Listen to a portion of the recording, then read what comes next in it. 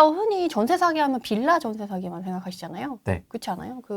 막 이렇게 해서 은행이랑 짜고 해가지고 결국에 막 헐값에 뭐 이렇게 하는 빌라 사기만 걱정을 하시는데, 제가 최근에 임장을 다니면서 아파트 전세 사기의 이런 현장도 너무 잘 알게 돼가지고 그것도 좀 조심을 하시라고, 수법이라던가. 아파트가 전세 사기 쉽지 않은데. 아, 그러니까요. 너무 황당한 거예요. 그래서 제가 이거를 열심히 요새 보시는 분들마다 조심하시라고 말씀을 드리거든요. 지난주에도 제가 사실 계약서를 2개나 썼어요. 근데 거기 부동산 사장님한테도 얘기를 해드렸어요. 이런 상황이 있으니까 사장님도 좀 조심하시라고, 이거에 대비를 하시라고 말씀드렸더니 사장님이 톡이 이만큼 내려오셨어. 그게 가능하냐고. 어떤 일이냐면 아파트에서 전세 사기가 발생한 건데, 그게 한 건만 발생하는 게 아니고 그것도 이제 여러 건이 어떤 지역에서 발생을 했어요. 그래서 그것 때문에 거기에 있는 이제 부동산 생태계가 확 바뀐 사례가 있어가지고 그걸 소개시켜 드리는 건데, 그러니까 전세 만기가 된 거지. 그래서 기존 세입자는 돈 받아 나가고 이제 기존 세입자는 들어오는 이제 그 잔금일이 된 거예요. 다 같이 모였어. 그럼 누구 있어요? 부동산 사장님, 법무사, 집주인, 그리고 뭐 기존의 세입자는 이사하고 있으니까 오지 않았겠죠? 그리고 새로 들어올 전세자 와가지고 딱 모이면 이제 은행에서 돈을 보내줘요. 이제는 옛날에는 은행에서 돈 보내준 거 오기도 전에 보내줘서 아예 안 모이고 나르는 사례가 있어가지고, 이제 은행에서 다 모였다고 그러면 법무사가 전화를 해요. 우리 다 모였으니까 이제 돈 보내주세요. 그러면 이제 은행에서 보내주거나 아니면 은행에서 직접 직원이 나와요. 그래서 다 모여있는 걸 확인하고 그 은행 직원이 은행에 전화해서 이제 다 모였으니까 돈 보내주세요 하면 돈을 보내주거든요. 좀 약간 생태가 예전에 그 전세 사기 때문에 은행에서도 그거를 방지하기 위해서 엄청 노력을 해요. 근데 그렇게 다 모였어. 근데 이 사기가 어떻게 발생했냐면, 집주인이 다 모여가지고 이제 은행 직원도 다 확인해서 이제 돈 보내주세요 했는데, 집주인이 딱 그런 거야. 나 OTP 카드를 안 갖고 왔네? 이런 거예요. 차에 있으니까 OTP 카드 가져오겠다라고 해서 나간 거지. 근데 안 들어왔어요. 집주인만? 네, 집주인이 안 들어왔어. 그럼 어떻게 된 상황이냐면, 집주인이 기존 세입자한테 돈을 안 돌려줬죠. 전세금. 그리고 새로 들어오는 전세자가 돈 넣어줬죠. 근데 그 돈을 기존 세입자한테 줘야 되는데 그걸 안 주고 기존 세입자, 새로 들어온 세입자 전세금 2개를 들고 튄 거예요. 근데 나는 너무 황당하게, 아니 여기 인적사항이 다 있잖아요. 주민번호랑 계약서에. 원래 집주인이었잖아요. 근데 그분이 원래 범죄자였는지 아니었는지는 알 수가 없는 거지. 솔직히 부동산 거래하면서 이 사람의 범죄 내역을 보는 것도 아니고. 그래서 내가 이게 어떻게 가능하냐 했더니, 이 사람은 인적사항이 다 공개돼도 그런 걸 상관없이 그냥 이렇게 하는, 자기는 그냥 한번 들어갔다 나오고 말면 되지라고 하는 그런 사람이었던 거죠. 근데 그게 한 건이 발생했으면 그냥 특이한 사례라고 할 텐데, 그런 건들이 조금 종종 있었고, 그 지역에 그런 건이 연이어서 몇 개 있어가지고. 아, 같은 사람이요? 같은 사람은 아닌 걸로 알고 있어요. 근데 그런 수법으로 여러 명이, 여러 건수가 좀 각 지역에 발생을 해서 양쪽에 전세금을 들고 튄 거잖아요. 차에서 OTP 좀 가져올게요. 뭐 이런 느낌으로. 가서, 그리고 나서 차를 가지고 그냥 가버린 거지. 안 들어오고. 도주한 거지. 도주. 네, 도주를 한 거예요.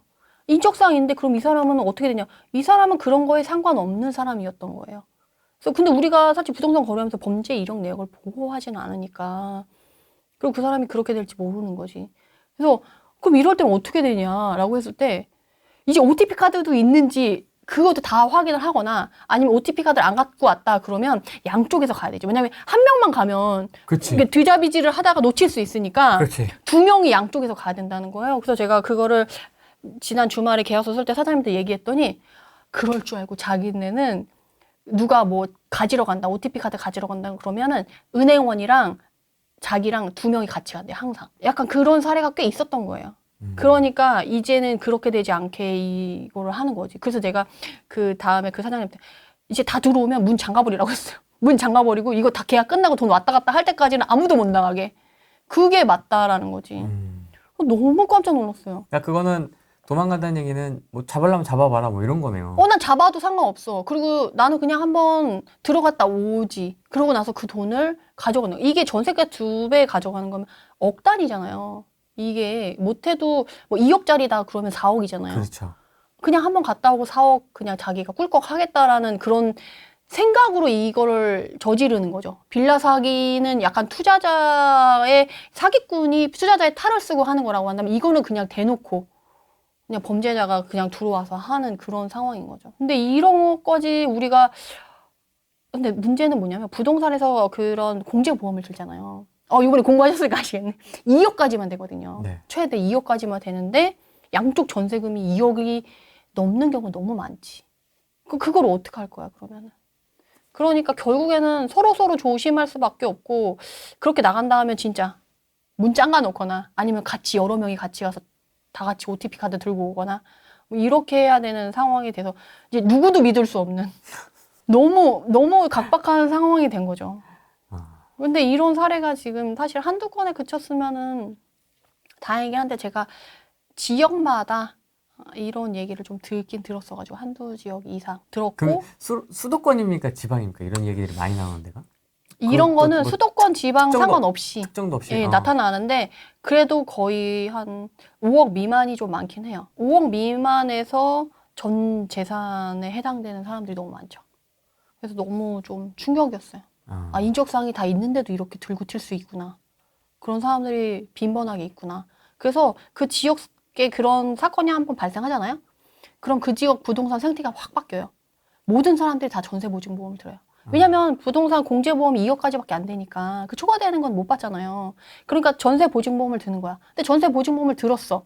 그러면 기존의 세입자는 자기 거를 들고 튀었어도 자기는 받을 수 있는 거지. 그렇게 해서 그 지역이 원래는 전세보증보험보다 위에 이제 전세가가 형성됐었는데 그런 사건이 발생하면 전세가가 일제히 전세보증보험을 가입 가능한 금액으로 쫙 내려와요.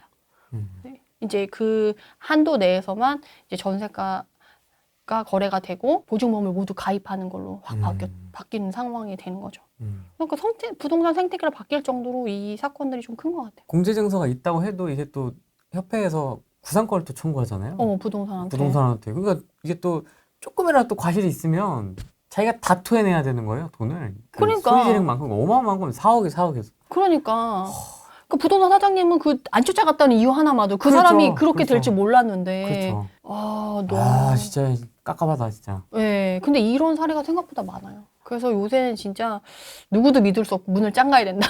못 나가게. 수갑 채워야 돼. 매수자, 매도자, 집주인 다 해가지고 이렇게 다 채워야 돼. 네, 그래서. 못 나가, 여기서. 근데 이것도 본인이 챙겨야 돼요. 그리고 나 요새 이번에 공인중개사법 바뀌었잖아요. 그 중개상황 설명서에서의 임차인 상황이라던가 국세지방세 완납증명서 꼭 해야 되고. 짜증나, 바뀌어가지고.